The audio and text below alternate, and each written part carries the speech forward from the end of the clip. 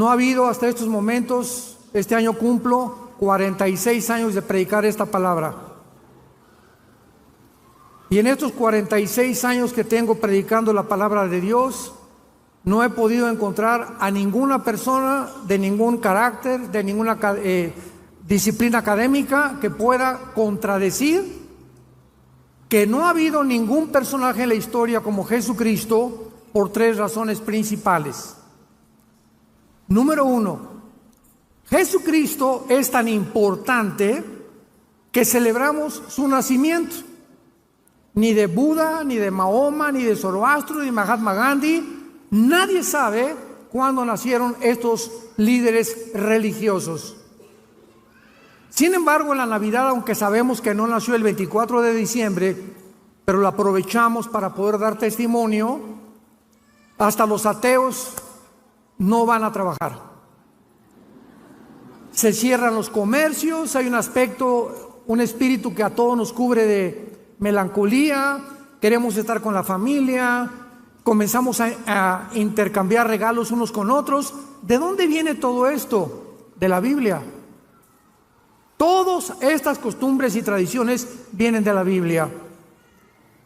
Hace algún tiempo tuve una discusión con un ateo por radio y me dijo, de alguna forma tan burlona, yo ni siquiera creo que Jesucristo existió.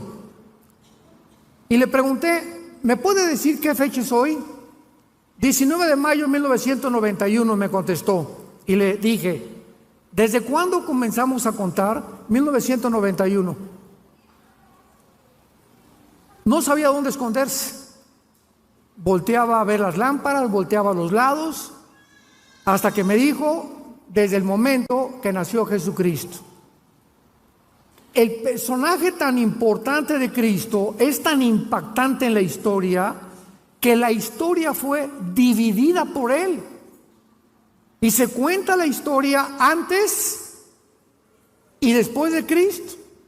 No es antes y después de Buda, antes y después de Zoroastro, antes y después de Mahoma, es antes y después de Jesucristo. Y en tercer lugar, es tan impactante la vida de este hombre que en esta semana que estamos celebrando por el amor de Dios. Aunque para los cristianos todas las semanas son santas. Así que esta no es solamente la Semana Santa para nosotros, es para el mundo y la aprovechamos otra vez para dar testimonio. Pero la muerte de Cristo, el nacimiento de Cristo y la historicidad de Cristo son inigualables. Señores ateos que nos visitan, agnósticos, escépticos, estudiantes de la universidad, y este hecho es simplemente para que te intereses en conocer la vida de este personaje. Antes de que yo fuera cristiano, me proclamé ateo, porque me decepcioné de la religión que mis padres nos heredaron. Me di cuenta de tantas cosas contradictorias que había, y lo que yo conocí fue la religión. Y cuando vengo a la Biblia, me encuentro por primera vez que este libro no es un libro religioso. El cristianismo no es una más de las religiones que existen. Esto es pura ignorancia de los politólogos, de los presentadores de la televisión, de historiadores que no tienen idea ni siquiera de las Sagradas Escrituras. Las religiones son sistemas inventados por los seres humanos para tratar de alguna manera de reconectarnos con los dioses, con la luna, con las estrellas, con el sol. O agarramos un tronco de un árbol y le damos la forma de un ser humano y nos hincamos ante algo que nosotros construimos o esculpimos. Esas son las religiones. Pero cuando venimos a la Biblia, venimos a Cristo, venimos a un hombre que se llama Jesús. Y tú puedes ser católico, mormón, evangélico y no tener una relación personal, diaria, viva, orgánica con la persona de Jesucristo. El hecho que vengas a la iglesia no te hace cristiano. Es como el hecho que si te vas a una fábrica de Volkswagen y trabajas en la Volkswagen, no sales hecho un carro Volkswagen. Entonces la iglesia es un lugar de reunión para los que aquellas personas que han decidido seguir a Jesús y quieren conocer más de la persona de Jesucristo. Hay un aspecto que quiero tratar en esta noche, científicamente, médicamente, de la persona de Jesucristo. Una de las preguntas más importantes que he tratado de hacer, estoy hablando en seminarios teológicos, en institutos bíblicos, en reuniones de psicólogos, como en el Ecuador tuvimos una con todos los psicólogos del Ecuador, mi esposa y yo hablando sobre la psicología y la Biblia, etcétera, etcétera, ha sido esta pregunta: ¿qué fue lo que le causó la muerte a Jesucristo?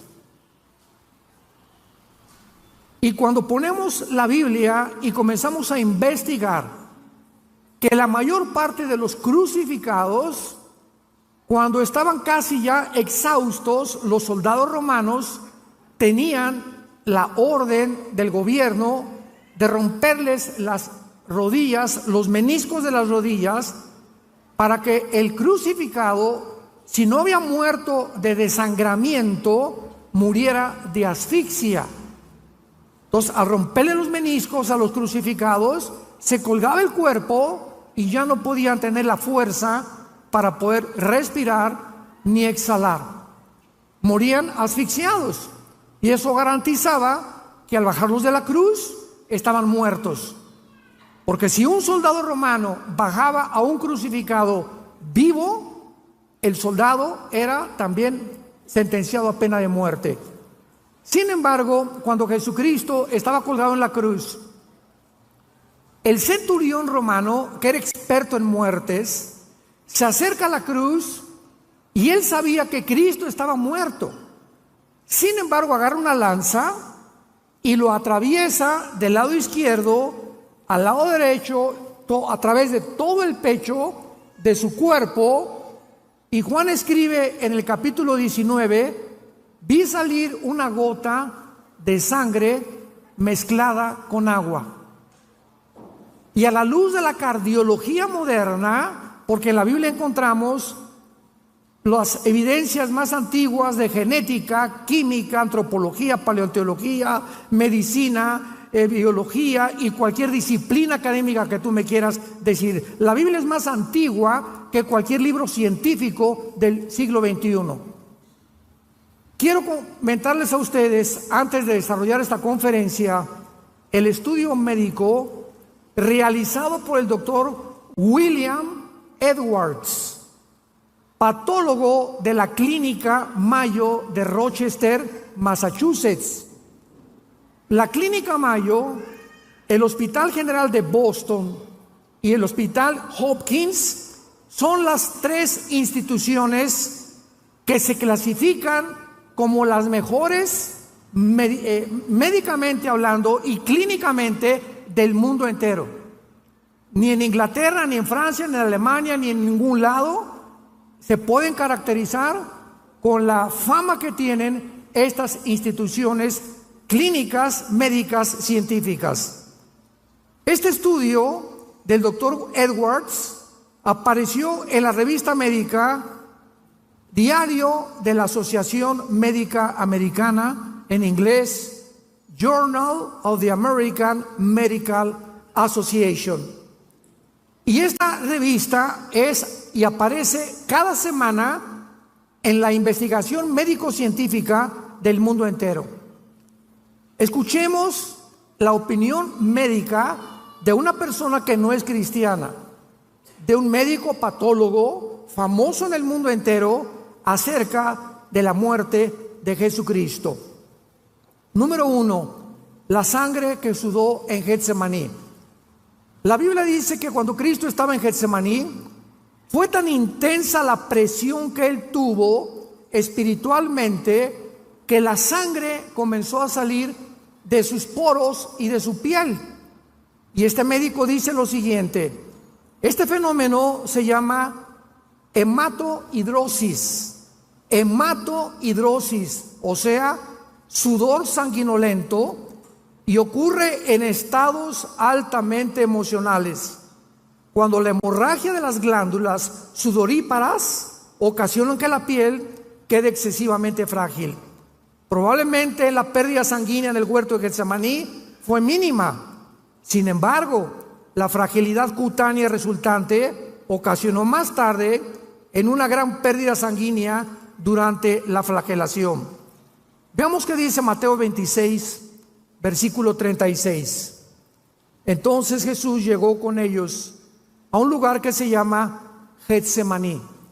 La palabra Getsemaní en el hebreo es Yesemana o Getsemaní, que significa el aceite prensado. O sea, cuando se aprietan las uvas, ¿verdad?, sale el líquido. Cuando se aprietan las aceitunas, sale el aceite de olivo. Y Getsemaní es el lugar donde él fue prensado, apretado. Y fue tan grande la presión psicológica y espiritual de Cristo para que la sangre haya salido de su piel en la hematodihidrosis. Es un fenómeno que los médicos explican por qué sucede. Estos se enrollaban en el cuerpo de la víctima cuando lo flagelaban.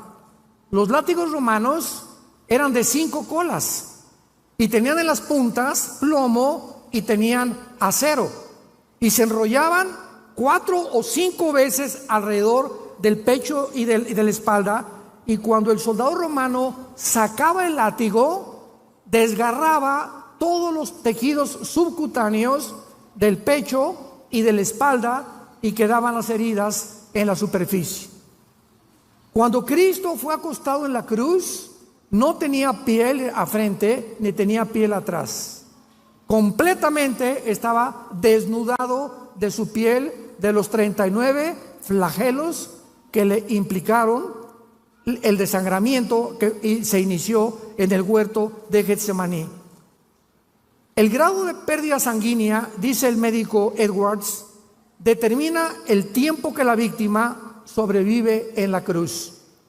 La pérdida apreciable de sangre prepara el terreno para un estado de shock hipovolémico, que es un estado donde existe una discrepancia entre la capacidad de los vasos sanguíneos y su contenido. La hipovolemia significa disminución del volumen sanguíneo por pérdida de sangre o deshidratación. En otras palabras, después de los 39 latigazos que le dieron a Cristo, imaginémonos la pérdida de sangre que él sufrió.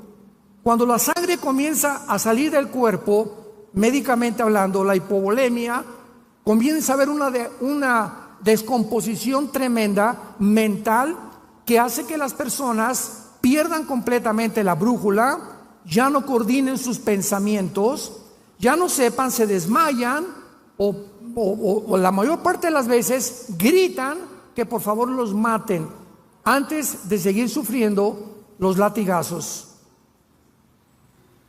Jesús fue tan debilitado por los 39 latigazos que la Biblia dice que no pudo cargar el patibulum, o sea, el palo central de la cruz, porque desde el pretorio romano, donde fue flagelado, hasta el monte Calvario, había 800 metros, casi 1 kilómetro de distancia. Entonces, la pérdida de sangre en Getsemaní, la pérdida de sangre en los clavos y los latigazos que le dieron, porque le rasgaron la piel con clavos también los soldados, le impidió a Cristo, que tenía una salud excelsa, ¿verdad? Si era el Hijo de Dios, jamás se enfermó, comía pescado, comía miel, comía cosas, no bebía Coca-Cola, ni azúcares tampoco, pero estaba tan débil que tuvo una persona llamado Simón de Cirene que ayudarle a cargar el palo central de la cruz. Dice la Biblia que sus heridas en la espalda fueron cubiertas con un manto de púrpura, el cual, cuando llegó a la cruz y lo acostaron, le quitaron el manto y la piel que le quedaba fue arrancada, porque en los 800 metros que caminó hacia la cruz, se le pegó la sangre coagulándose con la tela del manto, y al quitarle el manto le desgarraron todo lo que le quedaba de piel. O sea que cuando lo acostaron a Cristo sobre la cruz, era completamente sin piel. Imaginémonos el dolor de la fricción de su carne viva con la madera del patíbulo. En la crucifixión, los brazos de la víctima eran totalmente estirados, de esta manera. Y los clavos eran colocados entre el hueso radio y el hueso carpo de las muñecas. O sea, a Cristo no le pusieron los clavos aquí. Cristo fue crucificado aquí en las muñecas. Ahí fue en el carpo y en el radio donde entraron los clavos.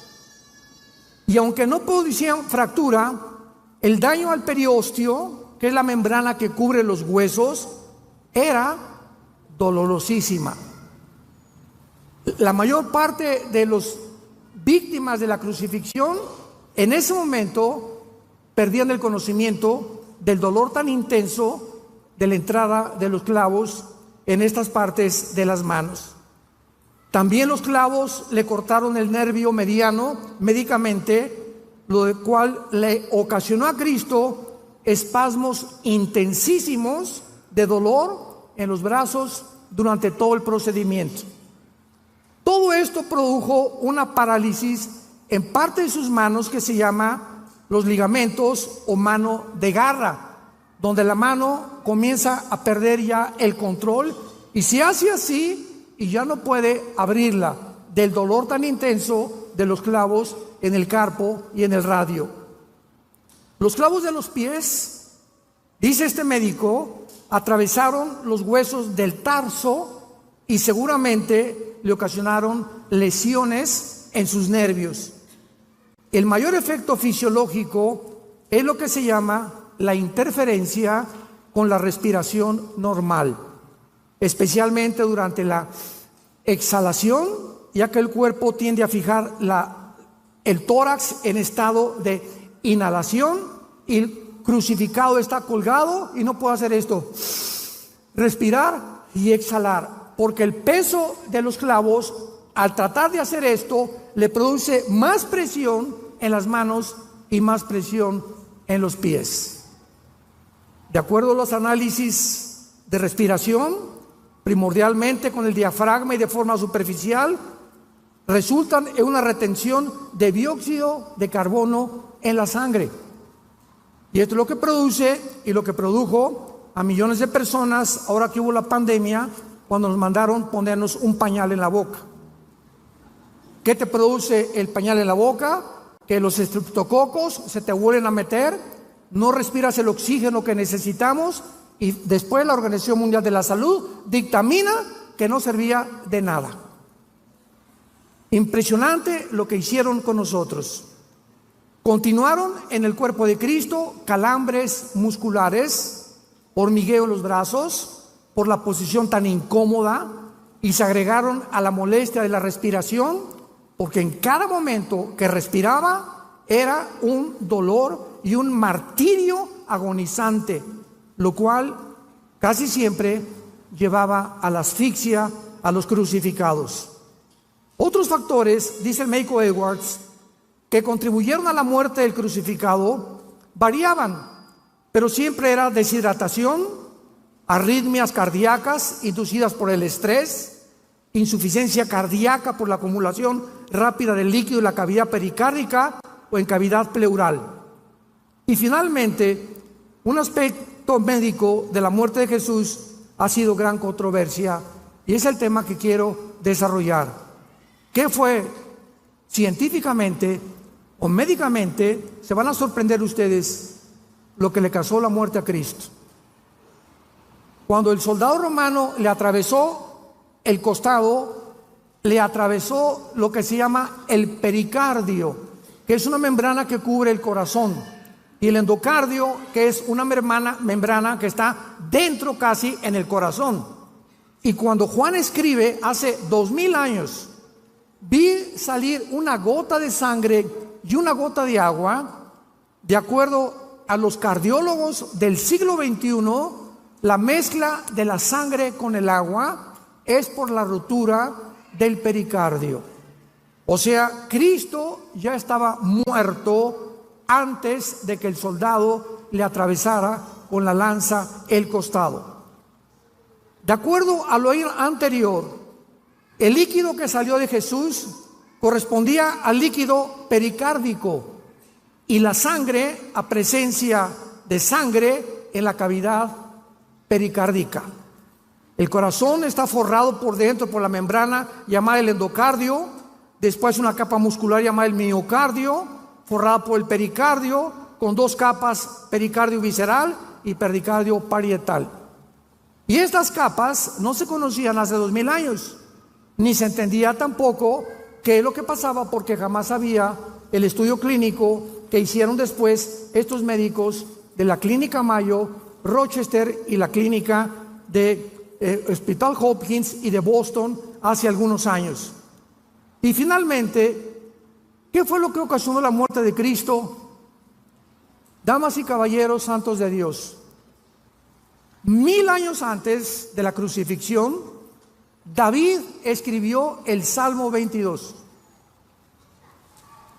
David no sabía nada de crucifixiones porque esto comenzaron a través de las tradiciones a integrar la crucifixión los romanos. Y David escribe 1000 años antes de Cristo, en el Salmo 22, las palabras y la causa que le mostró a Cristo, o la razón que le causó a Cristo su muerte en la cruz.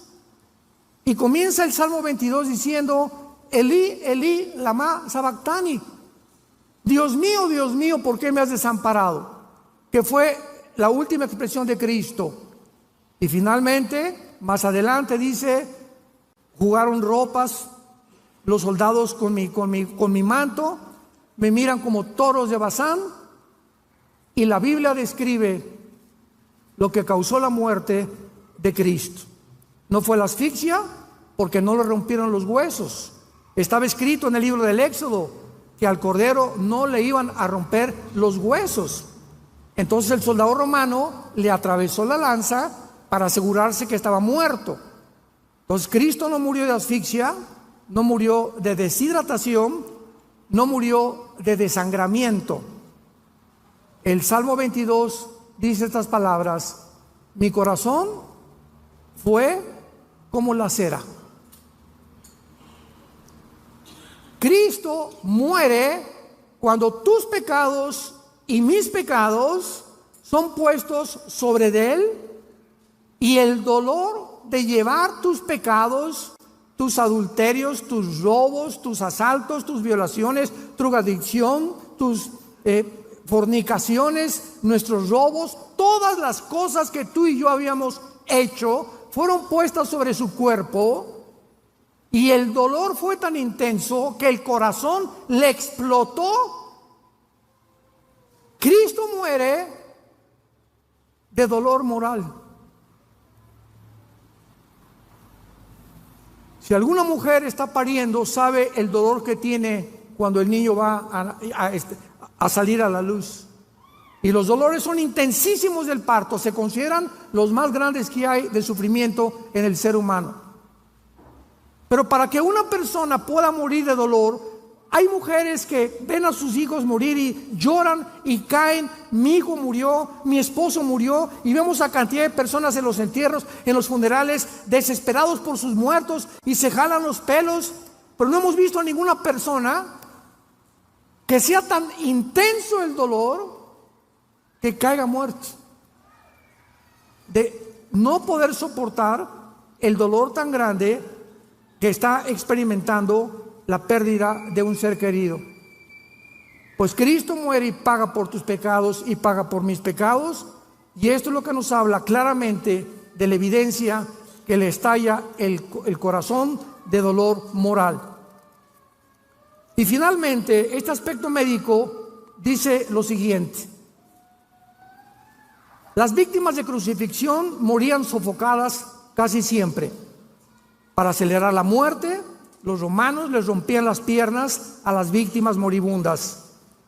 Una vez que podían empujar las piernas contra el soporte de la madera que los sostenía y les ayudaba a levantar el pecho para respirar, los músculos exhaustos de la víctima ya no se podían mover más.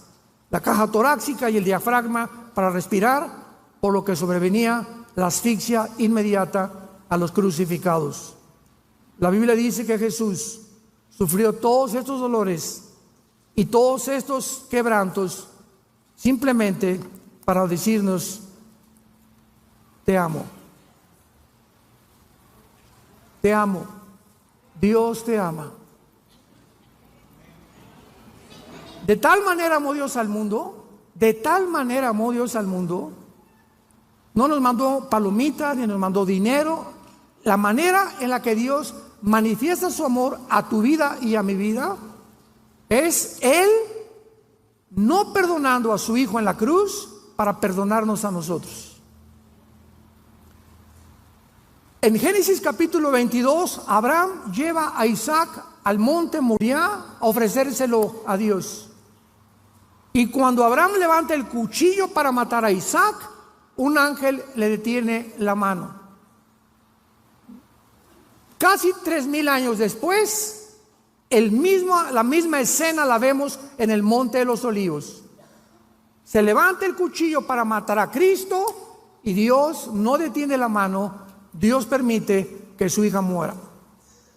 Perdonó a Isaac y no perdonó a su hijo por ti y por mí, para decirte que te ama.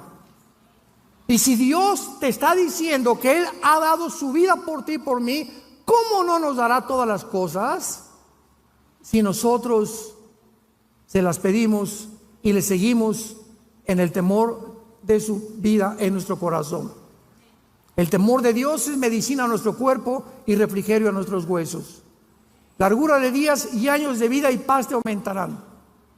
Y tú no puedes más que comprender algo. Yo siempre que he tenido en estos 46 años de vida predicando el Evangelio, cuando me asaltan dudas, porque las dudas nunca van a dejar de asaltarnos, es una guerra mental entre el bien y entre el mal. Mientras más memorizo la palabra y más la medito, es la única forma de poder contrarrestar mi ansiedad, mi estrés, mis preocupaciones. ¿Por qué? Porque si no pueden haber preocupaciones y la palabra de Dios en mi mente.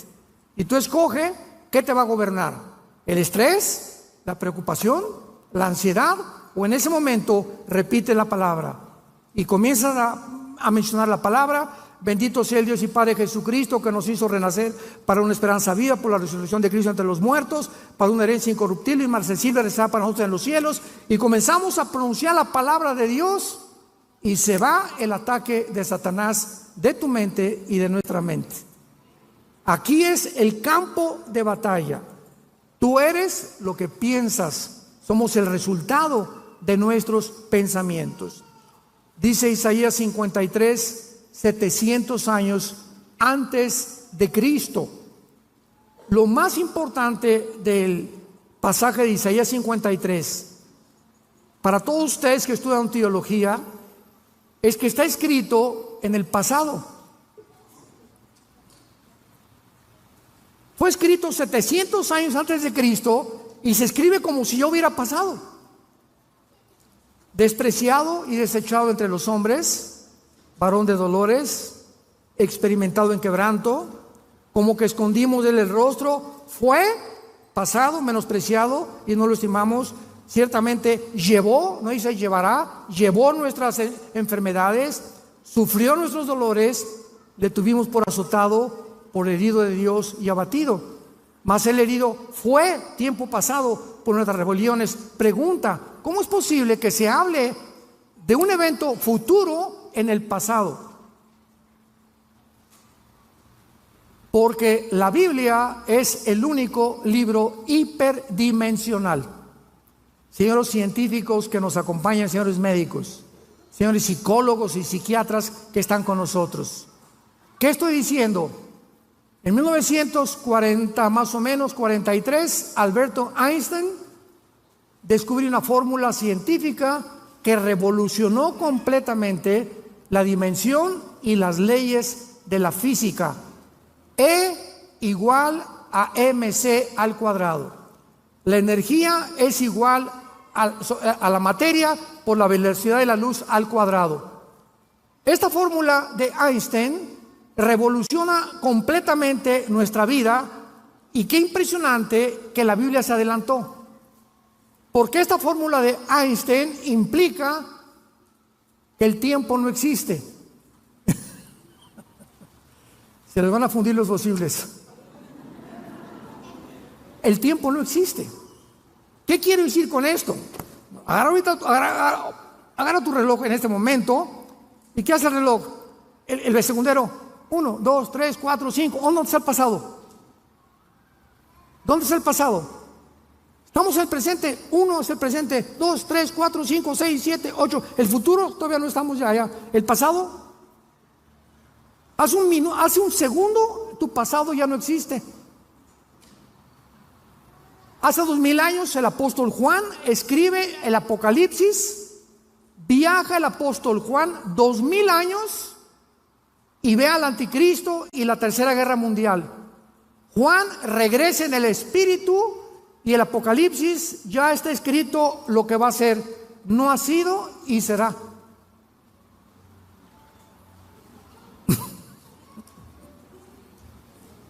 El profeta Isaías escribe en el capítulo 53 de su libro que Cristo fue desechado, entregado, etcétera, etcétera, y no había sucedido más que en el futuro. Y cuando encontramos que la fórmula de Einstein demuestra que el tiempo no existe, el tiempo se incluye desde Einstein como la cuarta dimensión. ¿Qué quiero decir? Que somos seres que vivimos en 4 dimensiones: altura, profundidad, anchura y el tiempo, que desde el siglo pasado estuvo incluido dentro de las dimensiones del ser humano. Sexta, séptima u octava dimensión. Para Dios 1000 años es un día es como 1000 años. Cada vez que la Tierra hace una vuelta al Sol de 365 días, para Dios fue un día. Para nosotros fueron 365 días que pasaron en nuestro tiempo. Y si yo me voy a la Luna o a Marte con un traje de astronauta y salgo mañana, vamos a poner que mañana es el 10 de abril, y regreso dentro de un año y tengo 30 años de edad, cuando yo regrese el año que entra, mi esposa va a tener 5 años más que yo. Porque ya saliendo de la atmósfera, el tiempo no existe como existe aquí en la Tierra. Aquí pasa más rápido que en el espacio. ¿Y cuántos hombres dicen, no, pues yo me quiero ir a Marte, no? Hermanos, todo lo que estoy compartiéndole a ustedes es maravillosa. La Biblia es maravillosa. O sea, el Ramayana, el Popo, el Tripitaka, los Vedas de los persas, el Corán, no hay un libro religioso ni científico que tú me puedas decir que nos explique de dónde venimos, quiénes somos y a dónde nos dirigimos. Y cuando Dios muere en la cruz y abre sus brazos, nos dice lo siguiente: todo aquel que me sigue no permanecerá en tinieblas. Y cuando venimos a la Biblia, el Espíritu Santo entra a nuestra vida, nos destapa lo que el pecado dañó, la información que Adán y Eva tenían, que era el 100% de su ADN, del ácido desoxirribonucleico, que es la fórmula de las células. Y Adán y Eva perdieron todo eso y nos lo transmitieron a nosotros. Einstein decían que teníamos el 8% desarrollado de la mente nada más. Perdimos más del 90% de la información. Y la única forma de recobrar esta información, para que tengas la seguridad de morir en paz y de saber que nunca Dios te va a abandonar, que nunca te va a dejar, y que en medio Él es nuestra fortaleza, nuestra angustia, y que Él es nuestro amparo y nuestro refugio, como las alas bajo de la gallina cubre a sus pollitos. Fortaleza mía, castillo mío, mi Dios, en quien confiaré, decía David, es teniendo a Jesucristo como tu Salvador. Comienzas a entender el mundo. Vamos a hablar de esto mañana en el desayuno. Impresionante como el mundo llegó a su fin. Filosóficamente, religiosamente, políticamente, militarmente, en cualquier área que tú busques, el mundo en que tú y yo vivimos hoy está completamente derribado. En Estados Unidos se acabó la democracia, se acabó la moral en el mundo, ya los géneros terminaron, la biología y la genética la hicieron a un lado. Ahora un hombre puede ser mujer, una mujer puede ser un hombre, de acuerdo a lo que él crea o lo que ella crea, y no genética ni biológicamente. Es una locura, es un mundo de psicópatas, de sociópatas. Nunca el mundo había enloquecido al grado en el cual se encuentra actualmente. Y simplemente porque no tienen a Dios, porque hemos creído que podemos vivir sin Él. ¿Qué importancia tiene la muerte de Cristo para todos nosotros? En primer lugar, la muerte de Cristo fue el tema que más intrigó a los profetas hebreos. Dice en la primera carta de Pedro, capítulo 1, versículo 11, los profetas profetizaron de la gracia destinada a ustedes. Inquirieron y diligentemente indagaron acerca de esta salvación, escudriñando qué persona y qué tiempo indicaba el Espíritu de Cristo que estaba en ellos, el cual anunciaba de antemano los sufrimientos de Cristo y las glorias que vendrían tras ellos. En la cruz del Calvario había dos grupos de personas: los religiosos, los fariseos, supuestamente los doctores de la ley. Y del lado izquierdo estaban los griegos, los filósofos de Atenas, los discípulos de Zenón, los epicúreos, los estoicos, los grandes pensadores de la historia en aquel tiempo. Los religiosos, los fariseos, voltearon a la cruz y dijeron: porque la Torá, nuestra ley, dice maldito el que es colgado en un madero. Entonces, ¿cómo puede este hombre decirse que es hijo de Dios cuando nuestra ley dice que los que son crucificados son hechos maldición? No puede ser este el hijo de Dios. Comenzaron a ofuscar en sus pensamientos y en su limitada racionalización. Y por otro lado, los griegos veían a Jesús y decían: este no puede ser el hijo de Dios, porque Zeus, nuestros grandes dioses de los titanes de la mitología griega, no podían permitir que a su hijo le hicieran lo que le están haciendo a este hombre. ¿Cómo puede llamarse este el hijo de Dios? Damas y caballeros, los religiosos y los filósofos, Dios enloqueció su sabiduría, porque la palabra de la cruz es locura a los que se pierden. Y no podían, con su mente intelectual y filosófica, como actualmente también, no me importa que seas maestro de filosofía y letras en la universidad, ni que tampoco tengas doctorados en ciencias políticas, si tú no tienes al Espíritu de Cristo en tu vida, no vas a entender la Biblia. Porque los pensamientos de Dios son más altos que los nuestros. Y la forma como Dios actúa no es como nosotros. Y en esa cruz, donde unos decían que era maldición y otros que era una imposibilidad que el Hijo de Dios pudiera decirse así, muriendo como un vil criminal y su padre no hiciera nada, Dios lo hizo a propósito, porque detrás de esa muerte se encontraba toda la sabiduría de Dios, escondida detrás de la locura de los seres humanos. Y eso fue lo que me hizo a mí, por primera vez en mi ateísmo, reflexionar y humillarme delante de Dios. Y se acercó entonces mi hermano Alejandro, que era cristiano, y me leyó este pasaje de 1 Corintios capítulo 1, que dice así: porque lo insensato de Dios es más sabio que los hombres, Y lo débil de Dios es más fuerte que los hombres. Lo que para ti es locura, para Dios es sabiduría. Porque lo que tú calificas como locura, Dios lo hizo a propósito para que no lo busques intelectualmente, sino para que te humilles delante de Él, recibas a Cristo y Él te abra el entendimiento y te diga: 2 más 2 son 4, 5 más 5 son 10. Imagínate un niño de 6 años. Oiga, maestro, ¿qué quiere, chamaco? Tanta molesta que me das.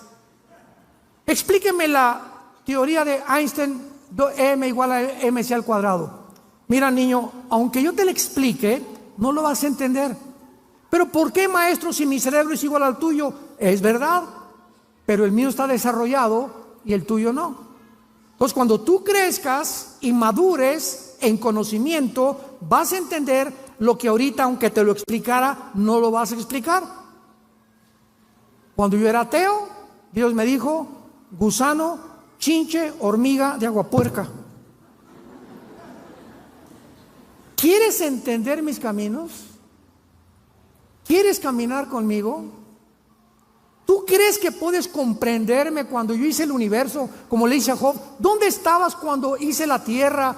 Cuando medí las medidas de la tierra, la distancia entre la tierra y el sol, el movimiento de gravitación de la tierra, el movimiento de traslación de la tierra, la velocidad de la luz, 300,000 kilómetros por segundo. ¿Dónde estabas tú? Le pregunta Dios a Job. Si eres tan inteligente, dímelo. Dime quién eres, ya para acabar pronto. Y cuando nos damos cuenta que estamos tratando de pelear con un Dios, que si Él existe es lógico, hermanos filósofos, la lógica elemental nos dice lo siguiente: si realmente Dios existe, Él no puede pensar como nosotros, y es una mente inmensamente grande, maravillosa, y si yo quiero aprender, necesito una condición, una sola: ser humilde. Ser humilde, humillarme. Señor, lo que sé, como dijo Sócrates, yo solo sé que no sé nada. ¿Y para qué hizo el sufrimiento? ¿Y por qué permite que los niños se mueran? Qué interesante que los ateos nunca contestan, nos preguntan a nosotros. Nunca un ateo le va a preguntar esas preguntas a otro ateo, o a un agnóstico o a un escéptico. Nunca, jamás. Nos los hacen a nosotros los cristianos, porque de alguna manera en sus conciencias saben que no hay respuestas en el mundo, y por eso viven vidas sin esperanza, sin ninguna seguridad, llenos de estrés, llenos de esperanza, llenos de odio, llenos de maldiciones. ¿Por qué? Porque están enojados contra la vida, porque no entienden la vida, porque no entienden a Dios. Y como dijo don Teofilito, ni lo entenderás hasta que no vengas a la cruz de Jesucristo. Lo insensato de Dios es más sabio que nosotros. Miren, hermanos, que Dios escogió lo necio para avergonzar a los sabios, y lo débil del mundo escogió Dios para avergonzar a los fuertes. ¿Saben lo que dijo el Dalai Lama al Papa Juan Pablo II cuando vino a México? Le dijo al Papa, el Dalai Lama, a Juan Pablo II: yo pienso que Cristo se equivocó porque escogió a 12 pescadores iletrados y desleídos, como decía Cantinflas, que ni a la primaria fueron. Si hubiera escogido personas inteligentes, dijo el Dalai Lama, como yo, que soy filósofo y pienso, y la política y por aquí y por allá, Cristo no hubiera muerto crucificado. Jesús, María y José y el burrito que los acompaña. Virgen de la Macarena. ¿Se dan cuenta la estupidez, la soberbia del ser humano? Y a propósito, Cristo escoge a esos hombres desleídos y deslustrados, ignorantes, para que cuando se enfrentaron al mundo, el mundo se maravilló y decían: ¿quiénes son estos pescadores que se enfrentan con denuedo y con valor al César y a los filósofos, y a los epicúreos, y a los estoicos, y a Zenón los filósofos, y los retan diciendo que Jesús murió, que resucitó, y a estos hombres que no fueron ni terminaron la primaria, fueron los que cambiaron el Imperio Romano. Nunca un impacto tan grande en la historia había sido hecho por 12 hombres vulgares y pescadores. Y Dios lo hizo a propósito para avergonzar a los sabios.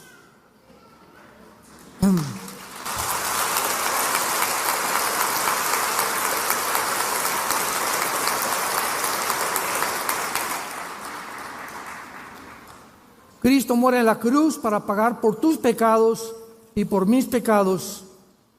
Y es la base de su muerte lo que nos puede limpiar delante de Dios. Tú me dices, es que yo hice un asilo para ancianos y yo he hecho orfanatorios para niños y voy a mi iglesia y me persino cada domingo, o voy a la iglesia evangélica o a la iglesia que tú vayas y limpiamos nuestra conciencia. La Biblia dice, el que tiene al Hijo tiene la vida. Puedes tener una religión, te repito, puedes ser católico, evangélico, bautista, nazareno, pentecostal, presbiteriano, dime lo que quieras. No es la etiqueta de la botella lo que determina el contenido, es lo que está dentro de ti.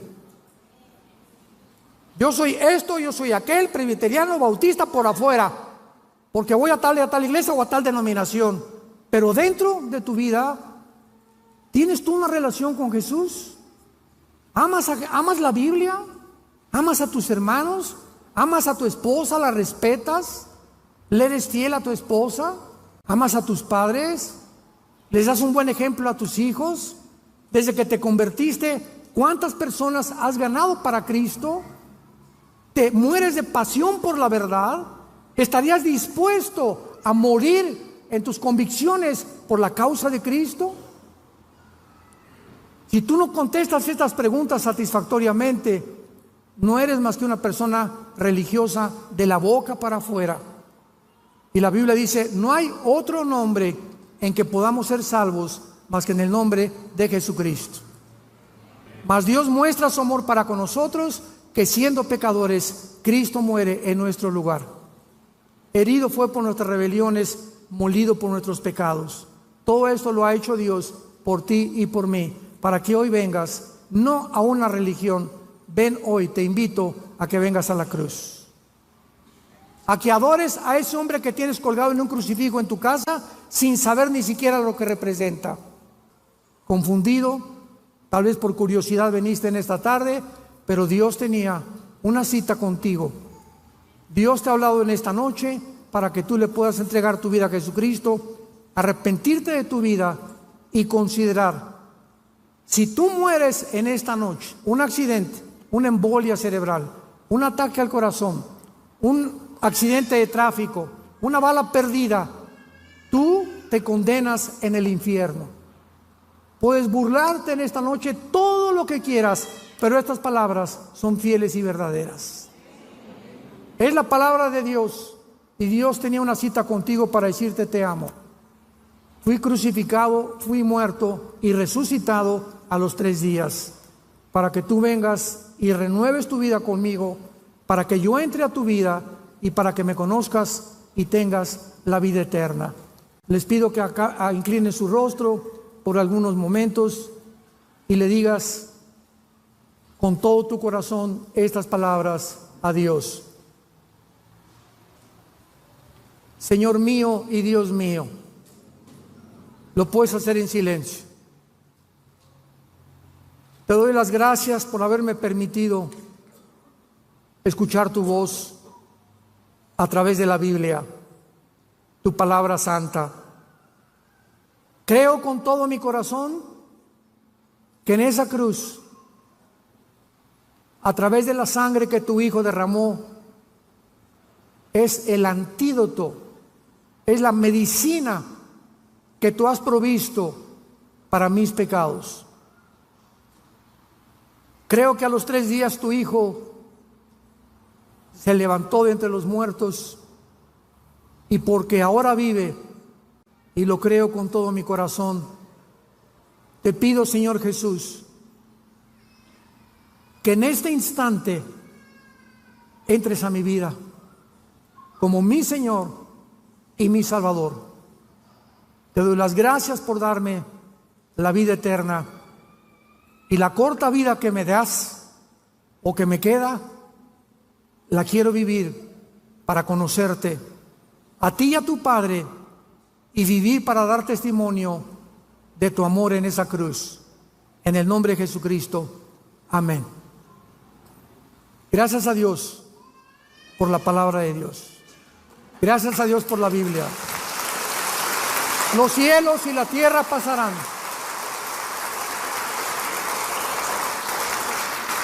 Los cielos y la tierra pasarán, pero mis palabras permanecerán. Todos los sistemas filosóficos del mundo estamos viendo que están derribados. Todo se está derrumbando a nuestro alrededor. El petróleo, el peso, la democracia, el capitalismo, el comunismo, el socialismo, todo, la ciencia, la